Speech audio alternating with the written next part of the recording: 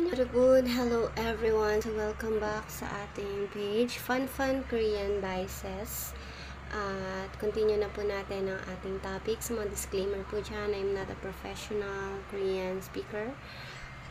At kung may mga pagkakamali man po ako, ay pwede nyo po akong i-correct. And open naman po tayo dyan. At yan, tuloy na po natin. Ayun, konting review lang po tayo sa mga Korean alphabet. Ayan, meron po tayong, kanina po natukoy po natin ng Korean alphabet ay tinatawag na Hangul.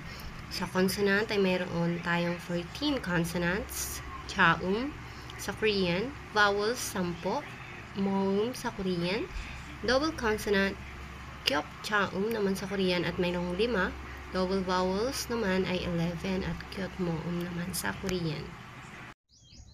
Ayan, so mag-start po tayo sa reading consonant.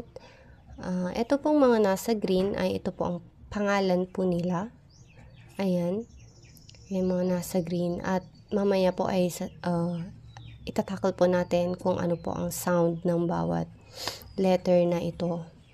Ayan, so ito po ay giok, niun, digut, riul, mium, at biup, 시읒, 이응, 지읒, 치읒, ayan, 치읒, 키역, 티읒, 피읒, 히읒.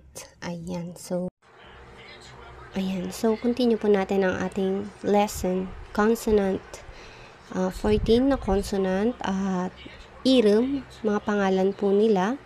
At ito, pag binasa po natin yung pangalan nila at ito po ang mga lalabas, giok, niyan, ito po ang mga lalabas. Pero since hindi naman po ito ang ating pag-aaralan po natin ang kanilang sound at maging po ang letter, okay.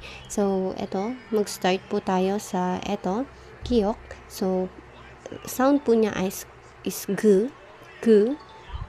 Ito po ay n, d. Okay, so ito pong mga letters na ito, consonant, at ito po ang mga English po nila, kung pagbabasahin po natin sa English. Okay, so ito ay R or L, M, B, S.